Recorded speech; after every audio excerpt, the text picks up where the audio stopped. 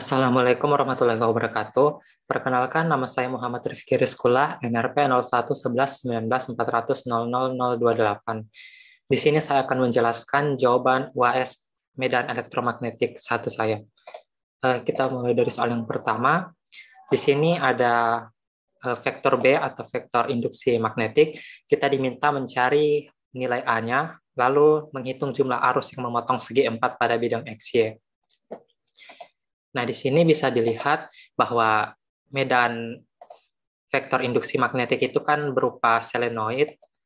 Nah, karena dia solenoid, maka divergensi atau nabla dotnya adalah 0. Sehingga kita bisa manfaatkan sifat ini untuk mencari nilai A dan B-nya. Nah, setelah itu kita coba mencari nilai A dan B-nya. Kita lihat bahwa B-nya itu kan B-nya kan adalah AX, Y, X topi plus Y kuadrat Y topi. Berarti untuk komponen X-nya adalah AXY dan komponen Y-nya adalah Y kuadrat. Makanya di sini ditandai dulu komponen X dan komponen Y-nya yang mana. Nah, setelah itu, setelah ditahu komponen X dan komponen Y-nya yang mana, tinggal didivergensikan. Untuk komponen X diturunkan parsial terhadap X, dan komponen Y-nya juga diturunkan parsial terhadap Y. Setelah diturunkan secara parsial, maka Y-nya di sini saling menghabiskan, maka didapatkan A-nya adalah minus 2. Nah, setelah itu kita harus mencari jumlah arus yang memotong. Nah, sebelum mencari jumlah arus, kita harus tahu dulu rapat arusnya. Nah, untuk mencari rapat arus, kita manfaatkan curl dari B itu, di mana curl B adalah mu0 dikali J. Nah, kita cari J-nya dulu, baru nanti J digunakan untuk mencari arusnya. Nah, kita cari J-nya dengan mengcurlkan B-nya. Hasil curlnya seperti ini. Ini langsung aja, jangan lupa nanti di akhirnya disubstitusikan nilai A-nya. Setelah substitusikan nilai A-nya, jangan lupa ada mu0, jadi nanti J sama dengan 1/mu0 dikali curl B. Nah, sudah dapat ternyata J-nya itu ada pada komponen Y dan komponen Z. Jadi komponen X-nya 0. Makanya di depan X topi ini nilainya 0. Nah, sekarang rapat arus kan kita tahu bahwa J adalah I per A, atau mungkin dituliskan dalam bentuk turunan adalah DI per DA. Nah, untuk mencari I, maka integral DI sama dengan integral JDA. Jika dalam vektor berarti I sama dengan integral vektor J dot DA. Nah, sekarang I-nya kita dapat adalah integral JDA. Nah, DA di sini adalah elemen luas permukaan.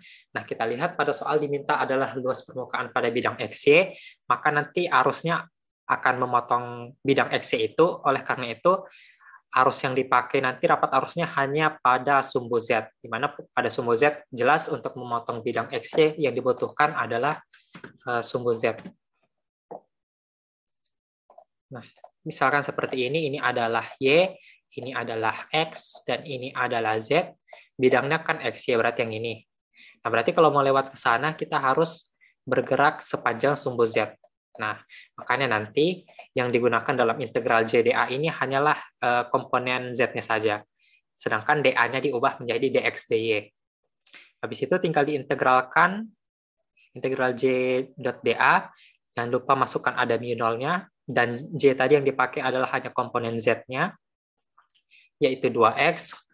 Habis itu tinggal diintegralkan dulu terhadap X, lalu hasilnya adalah X kuadrat plus C. Masukkan batasnya. Setelah masukkan batas, integralkan lagi terhadap Y. Habis itu masukkan batasnya lagi, dan dapat I-nya adalah 8/mu0. Nah, sekarang kita beranjak ke nomor 2, di mana di nomor 2 itu medan magnet dinyatakan dalam persamaan berikut, lalu kita diminta untuk menghitung GGL induksi atau EMF terinduksi di dalam bidang segi 4 XZ dengan masing-masing X-nya 2, X-nya maksudnya 0 sampai 2, dan Z-nya adalah 0 sampai 3. Itu sepenangkap saya. Nah, kita pakai hukum Faraday, karena di sini di hukum Faraday itu ada namanya jumlah lilitan atau N-nya. Di sini kita pakai jumlah lilitannya 1, jadi N-nya sama dengan 1. Langsung disubstitusikan di depan sini, jadi satunya tidak perlu ditulis. Hukum Faraday itu GGL sama dengan minus N do flux do T. Tapi karena N-nya sudah 1, masih ada fluxnya. Nah, fluxnya harus dicari. Fluxnya itu adalah integral B.dA. Dengan dA di sini yang dipakai adalah bidang XZ sesuai dengan perintah soal. Nah, karena di sini flux itu secara fisis, misalkan ini ada luas permukaan, ini luas permukaan dA ini. Nah, yang dimaksud flux itu apa? Jadi misalkan ada magnetik, ada medan magnetik, yang dimaksud flux adalah banyaknya garis-garis yang menembus bidang tersebut. Misalkan seperti ini. Jika ini vektor, ini dA elemennya ini misalkan, karena pakai dA berarti pakai elemen. Nah, di situ dilihat bahwa B dan dA itu adalah vektor. Jadi nanti terdapat perkalian dot B dot dA. Di mana di sini di dot itu kan B dot dA berarti panjang B dikali panjang dH lalu dikali cos theta. Cos theta ini sudut antara keduanya. Nah, yang mana theta ini? Ternyata theta ini adalah dA ini punya vektor normal, vektor garis normal. Nah, misalkan di sini adalah entropi. Nah, sudut yang dimaksud adalah sudut ini. Nah, kita anggap jika dia bergerak sepanjang sumbu Z, maka nanti saat dia, sumbu Y ya tadi, karena bidangnya XZ, berarti dia bergerak sepanjang sumbu Y. Nah, ini kan menembus batas bidangnya ini, sudutnya 0. Makanya nanti cos-nya adalah cos 0. Makanya sebenarnya dA itu ditulis, vektor dA itu ditulis sebenarnya adalah entropi dikali dA. Dengan entropi itu menandakan vektor satuannya yang memiliki arah, dan dA adalah nilai dA-nya. Tapi di sini dipersingkat saja. Nah, setelah itu B-nya kan sudah diketahui. Nah, habis itu tinggal dihitung BDA-nya. Masukkan B-nya. Nah, ini kan B-nya lihat ada komponen X dan komponen Y. Nah, jika dia kan ingin menembus bidang XZ. Berarti jika ingin menembus bidang XZ, yang dipakai hanya yang komponen Y-nya saja. Nah, komponen Y-nya kan 0,4 dikali 4 Y topik cos 4 pt.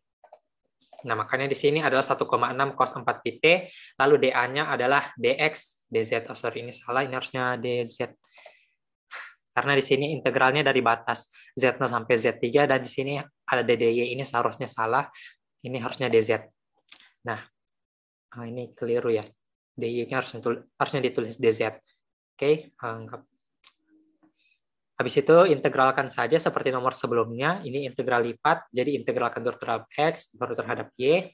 Nanti hasil akhirnya adalah 9,6 cos 4 pt. Nah, habis itu kita sudah dapat flux magnetiknya. Sekarang tinggal kita cari GGL induksi atau EMF-nya.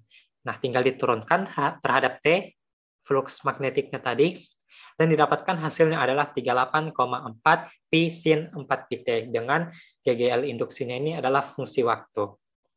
Nah, sekarang ke nomor 3. Nomor 3 di sini ada bola konduktor. Nah, untuk bola konduktor, jelas dari kata konduktor yang artinya dia mudah mengantarkan listrik. Karena dia mudah mengantarkan listrik, berarti muatannya bergerak secara bebas. Nah, misalkan bola konduktor ini diberi muatan Q. Kini kita nggak usah pedulikan dulu apakah positif atau negatif. Yang jelas jika dia diberi muatan Q, maka muatan Q ini akan sejenis dan akan saling tolak-menolak sesuai dengan gaya Coulomb. Karena dia saling tolak-menolak dan di dalam bola konduktor itu muatannya dapat bergerak bebas, makanya dia akan berada hanya di pinggir bolanya saja atau di tepi bolanya. Nah, gambarnya seperti ini. Nah, kita hitung dulu untuk R kecil lebih kecil dari R besar. Nah, untuk R kecil lebih kecil dari R besar, lihat yang dilingkupi oleh lingkaran Gauss R kecilnya itu muatannya tidak ada, sehingga E-nya itu sama dengan 0. Karena menurut hukum Gauss, integral tertutup E dot dA sama dengan Q in cos per epsilon 0. Q in cos itu adalah muatan yang dilingkupi lingkaran Gauss-nya. Karena tidak ada muatan, maka Q in cos-nya 0, sehingga E dot dA-nya 0, maka sudah jelas E-nya adalah 0. Nah, karena E-nya 0, belum tentu potensialnya 0.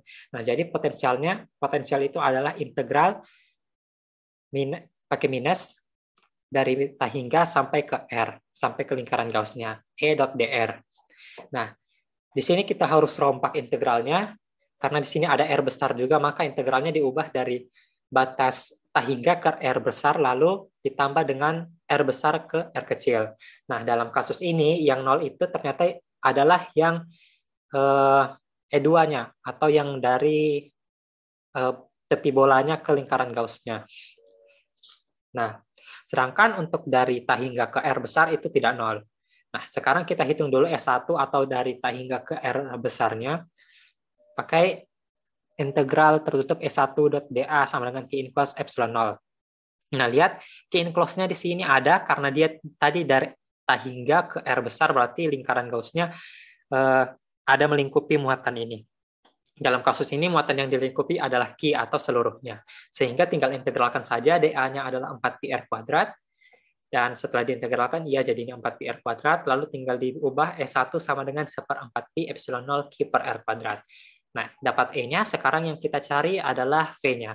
Masukkan E-nya ke dalam persamaan ini, lalu tinggal di sini kan ada Q dan 4π epsilon 0-nya konstan, dapat ditarik keluar, tersisa integral dr per R kuadrat. Nah, itu jika diintegralkan hasilnya adalah minus 1/R. Nah, ini tinggal dimasukkan batasnya dan didapatkan adalah V-nya adalah 1/4π epsilon 0 Q per R. Nah, untuk R lebih besar, R kecil lebih besar dari R besar, sama seperti sebelumnya, tapi di sini lihat yang dilingkupi lingkaran Gauss-nya itu ada muatan seluruhnya atau muatan totalnya, makanya kalau tadi 0, di sini tidak 0. Jadi kita masukkan Q close-nya bukan 0, tapi seluruh Q-nya atau dalam hal ini adalah Q besar. Nah, tinggal diintegralkan, integral dA-nya jadi 4πr kuadrat, dan di sini tinggal ubah E-nya sama dengan sekian. Ini. Nah, habis itu dapat E-nya yang dihitung, sekarang tinggal V-nya. Sama seperti sebelumnya, minus tahingga sampai R, atau sampai ke lingkaran Gauss-nya. Nah, di sini kan E-nya sudah didapat, tinggal diintegralkan terhadap dr, sama seperti tadi, hasilnya adalah minus 1/R, jangan lupa konstantanya dikeluarkan, dan didapatkan V-nya adalah sekian ini, 1/4π epsilon 0 Q besar per R. Nah, sekarang ke nomor 4. Nomor 4 ini ada gelombang elektromagnetik di udara. Persamaannya berikut. Nah, diminta untuk menentukan mana cepat rambatnya, frekuensi dan polarisasinya bagaimana. Lalu habis itu cari medan magnetnya dan bagaimana polarisasinya. Nah, di sini secara umum itu kan saya ambil gambar dari soal berikutnya aja. Nah, secara umum itu kan gambarnya seperti ini ya. Misalkan ini ada dalam gelombang elektromagnetik itu kan ada medan listrik dan medan magnet yang arah getarnya saling tegak lurus. Nah, dalam soal nomor 4 ini kan yang hanya dikasih adalah medan listriknya. Nah, medan listrik kan berarti anggap aja seperti ini.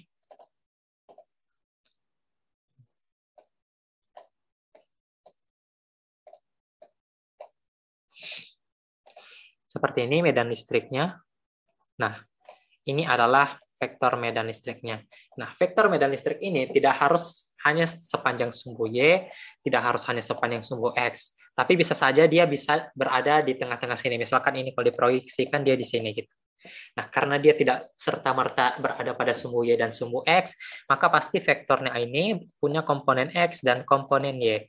Jadi nanti ada N0X gitu, ada yang sepanjang sumbu X dan juga ada yang sepanjang sumbu Y atau komponen Y-nya. Nah, makanya secara umum kita lihat di sini E ini kan punya komponen X dan punya komponen Y, berarti rambatannya dalam sumbu Z.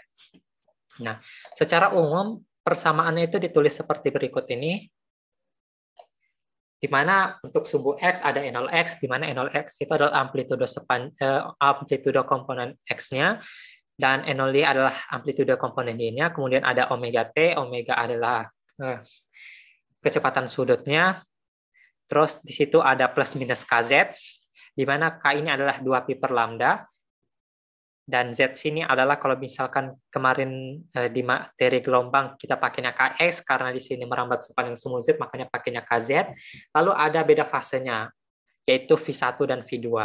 Nah, di Di sini tanda plus minus pada K itu menandakan arah rambatnya. Jika K-nya positif, dia mengarah ke sumbu Z negatif. Jika K-nya negatif, dia merambat ke arah sumbu Z positif. Nah, jika kita cocokkan ini dengan soal, maka akan didapatkan omeganya itu adalah ini nih 3 kali 10 pangkat 6 pi radian per sekon. Omega itu kan berpasangan dengan T ya, berarti yang ini. Terus ini adalah E0X-nya, berarti nanti E0X-nya adalah Nah, berarti E0X-nya adalah E0, E0Y-nya adalah 2E0. Nah, untuk K-nya, di sini K-nya sama, 10 pangkat minus 2, di sini juga 10 pangkat minus 2. Nah, untuk beda fasenya di sini tidak ada. Lihat, di sini tidak ada. Nah, tapi di sini ada petunjuk. Di sini kan yang komponen X-nya dalam sinus, sedangkan yang komponen Y-nya dalam cos.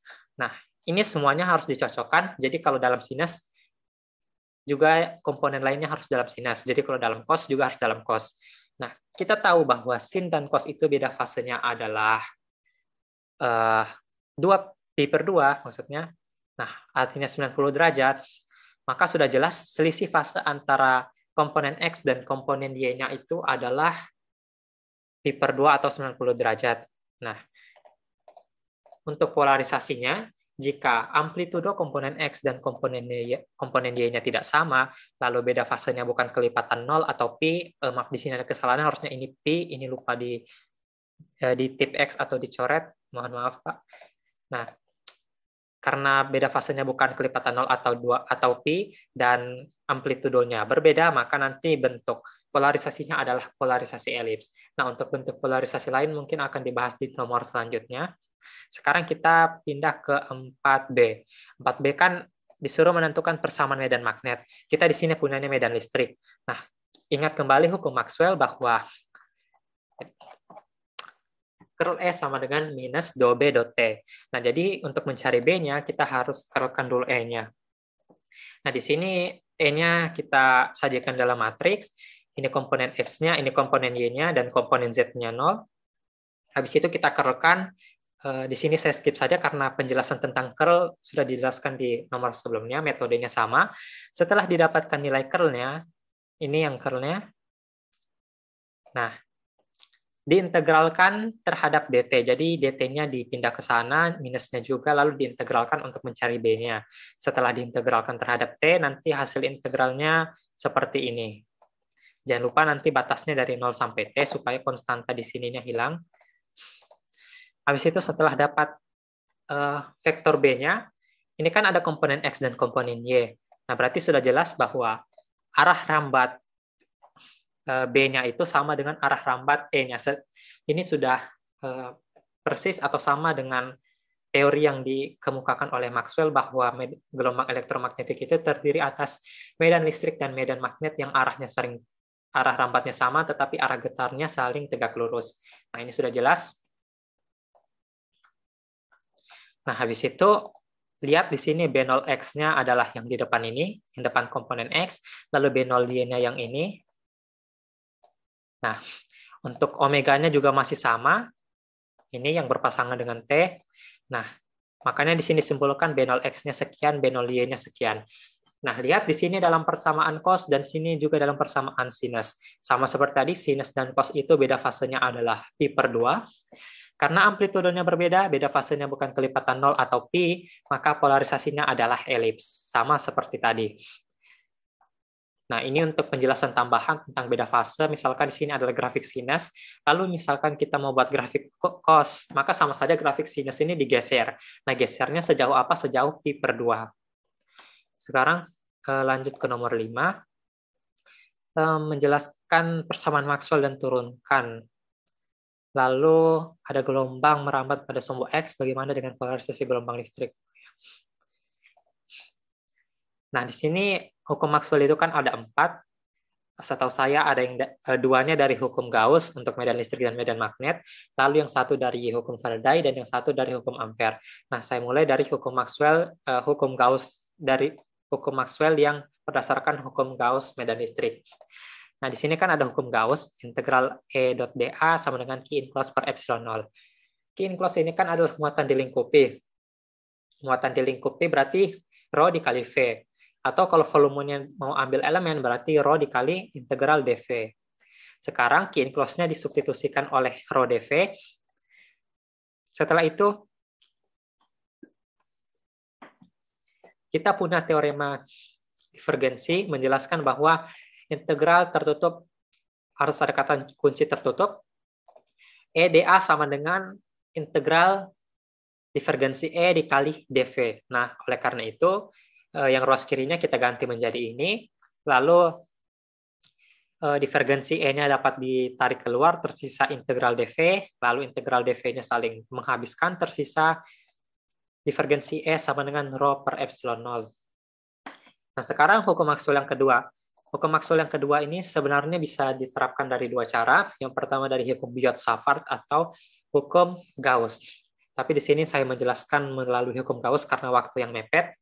Nah, hukum Gauss ini kan integral tertutup medan dikali dA. Karena sini medannya magnet, berarti E yang tadi kita ganti dengan B. Oke, lalu sudutnya antara B dan dA itu 0, seperti yang dijelaskan di nomor sebelumnya. Nah, lalu menurut teorema divergensi sama seperti tadi, kalau di sini E tinggal kita ganti B, maka menjadi seperti ini. Nah, karena B itu adalah solenoid, dan saya pernah dapat penjelasan, misalkan ini adalah magnet, misalkan ini utara, ini selatan, arah medan magnetnya itu kan seperti ini. Nah, ini keluar, terus ini keluar, ini masuk. Jadi yang dimaksud divergensi, misalkan kita buat lingkaran di kotak di sini. Nah, garis yang keluar dan garis yang masuk itu nilainya sama sehingga divergensinya 0. Nah, oleh karena itu didapatkan divergensi B adalah sama dengan 0 karena tadi. Selanjutnya hukum Maxwell ketiga itu dari hukum Faraday. Di sini kita pakai N atau jumlah lilitannya 1. Hukum Faraday-nya sama seperti sebelumnya. EMF sama dengan minus dot flux dot T, tapi fluxnya adalah flux magnetik. Kita pakai sini ada indeks M-nya. Nah, habis itu tinggal kita pakai rumus yang sama seperti nomor sebelumnya. Jadi flux magnetik adalah integral BdA. Nah, EMF sendiri juga dapat menggunakan integral tertutup EdL. Oke. Ini hampir mirip dengan potensial listrik. Nah, habis itu tinggal disubstitusikan, E-nya jadi ini, terus flux magnetiknya juga disubstitusikan menjadi integral BdA, lalu menjadi seperti ini. Nah, lalu kita punya teorema Stokes menjelaskan bahwa integral tertutup EdL sama dengan curl E dikali dA. Nah, oleh karena itu ini kita substitusikan di ruas kirinya. Habis itu nanti curl E-nya ditarik keluar, tersisa integral dA, lalu integral dA-nya saling menghabiskan dan menyisakan ini. Lalu hukum Maxwell yang keempat berdasarkan hukum Ampere. Nah, hukum Ampere kan bunyinya seperti ini. Integral tertutup BdL sama dengan mu0 kali I enclosed. Nah, kalau digambarkan adalah seperti ini, di mana situ ada lingkaran tertutup, di situ ada elemen dl, dan di situ adalah I atau arus yang dilingkupi oleh dl-nya. Nah, kita juga punya teorema Stokes sama seperti tadi. Bedanya di sini kita pakai B, kalau tadi di sini pakai E. Nah, setelah itu teorema Stokes ini disubstitusikan ke persamaan hukum Ampere-nya dan menjadi seperti ini. Lalu curl B-nya ditarik keluar. Jangan lupa J-nya kita ganti DI itu kan adalah JdA, sudah dijelaskan di nomor sebelumnya. Berarti I adalah J integral dA. Nah, nanti dA-nya ini akan saling menghabiskan dan tersisa curl B sama dengan mu0 J. Maaf, ini ada kelupaan tanda vektornya.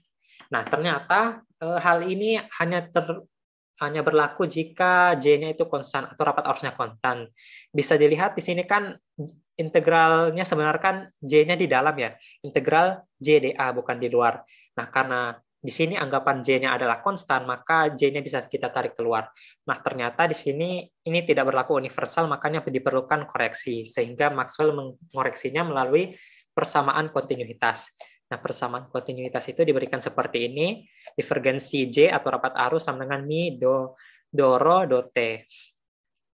Min do rho do T. Nah, habis itu rho kan tadi sudah tahu di hukum Maxwell 1.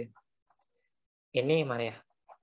Pokoknya rho itu adalah ya ini hukum Maxwell 1 kalau dirubah rho sama dengan epsilon 0 divergensi E. Nah, jadi dirubah seperti ini. Habis itu, setelah dia dirubah seperti itu tadi, epsilon 0-nya dapat ditarik keluar, terus nablanya juga dapat ditarik keluar, nanti nablanya dapat saling menghabiskan karena sini nabla dot. Habis itu yang diturunkan terhadap T tinggal E-nya. Nah, di sini kita pindah ruaskan, J dan suku yang satunya disatukan ruas, sehingga ruas kanan adalah sama dengan 0. Nah, J ini akan menjadi faktor koreksi, sehingga J yang sebelumnya hanya tunggal seperti ini diubah menjadi J plus epsilon 0 do E do T, sehingga hasilnya adalah menjadi seperti ini. Oke, nah sekarang penjelasan bagaimana penjelasan dari hukum Maxwell itu.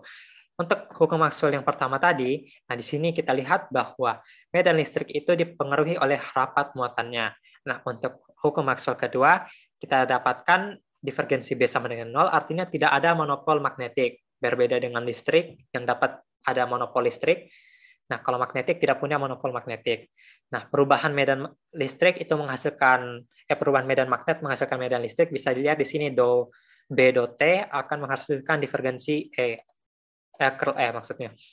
Nah, lalu yang di sini ternyata untuk membentuk medan magnet atau B, kita itu dapat melakukannya melalui dua hal, yaitu ada perubahan medan listrik terhadap waktu dan ada J atau rapat arusnya. Nah, inilah penjelasan dari hukum Maxwell. Nah, sekarang untuk yang B. Pertanyaan yang B tadi kan adalah, ini misalkan gelombang listrik. Dalam hal ini saya ambil gelombangnya adalah gelombang elektromagnetik, ada medan listrik dan medan magnetnya. Nah, jika ia merambat searah sumbu Z, berarti arah getarnya adalah searah Y atau searah X atau keduanya. Nah, E dan B itu sesuai prinsip Maxwell bahwa ia adalah saling tegak lurus, tetapi karena dia tidak selalu pasti ada pada sumbu X atau sumbu Y, bisa saja berada di antara keduanya, maka E itu juga bisa disajikan dalam bentuk vektor. Ada komponen X, ada komponen Y. Sama seperti penjelasan sebelumnya. Nah, sama seperti penjelasan sebelumnya, di sini kita punya prinsip untuk polarisasinya. Jika amplitudo komponen X dan komponen Y-nya sama dan beda fasenya bukan kelipatan 0 atau pi, maka yang terjadi adalah polarisasi lingkaran. Nah, dari polarisasi lingkaran ini, kalau misalkan E0X dan E0Y-nya atau amplitudo komponen X dan komponen Y-nya tidak sama, tetapi beda fasenya juga bukan kelipatan 0 atau pi, maka polarisasinya bukan lingkaran, jadi elips. Nah, elips ini diakibatkan karena ketidaksamaan E0X dan E0Y-nya ini. Nah, sekarang, bagaimana jika E0X-nya sama ataupun beda? Gitu. Mau sama, mau beda sembarang, tetapi beda fasenya adalah kelipatan 0 atau pi. Nah, polarisasi yang terjadi adalah polarisasi linear atau lurus. Nah, lalu untuk mencari B-nya, bagaimana? Ini kan misalkan ada E-nya seperti contoh soal tadi. Nah, untuk mencari B-nya kita pakai hukum Maxwell ketiga, dikerlkan dulu E-nya, habis itu diintegralkan terhadap T, dan didapatkan B-nya. Habis itu, tentukan B0X, B0Y, V1 dan V2-nya. Lalu setelah ditentukan, pakai syarat yang ini lagi. Nah, untuk nomor 6, ini nomor 6-nya singkat karena hanya menggunakan hukum ampere. Nah, hukum ampernya adalah ini, integral BDL sama dengan minimal I enclosed. Gambarnya seperti ini. Bisa dilihat kalau sesuai kaidah tangan kanan, jika I-nya mengarah ke atas, maka arah B-nya itu seperti ini. Nah, lihat di situ arah B dan arah DL-nya itu adalah membentuk sudut 0, maka B.dl diubah menjadi BDL cos theta, maka theta-nya adalah 0. Nah, sekarang di sini B.dl-nya ganti ini, terus minolnya diganti ini, karena I enclosed atau I yang dilingkupi hanyalah I ini yang ada pada kawatnya. Nah, lalu DL di sini kita harus ubah. Oke? Kita di sini diberikan ada P yang memiliki arah, ini kayaknya rho. Di sini ada rho dan memiliki arah rho satuan. Nah, jadi DL itu adalah 2pi dikali d rho atau pakai elemen. Nah, dari sini DL-nya kita ganti 2pi d rho 2pi-nya dapat keluar, lalu integral tertutup B d rho sama dengan mu nol I. Nah, karena yang dicari adalah intensitas magnetik itu kan adalah simbolnya H. H sama dengan B per mu nol.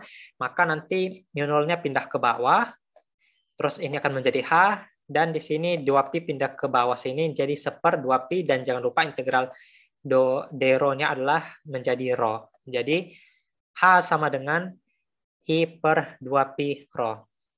Sekian dari saya. Apabila ada salah kata dan kesalahan saat merekam video mohon dimaafkan. Wabillahi taufiq wal hidayah. Wassalamualaikum warahmatullahi wabarakatuh.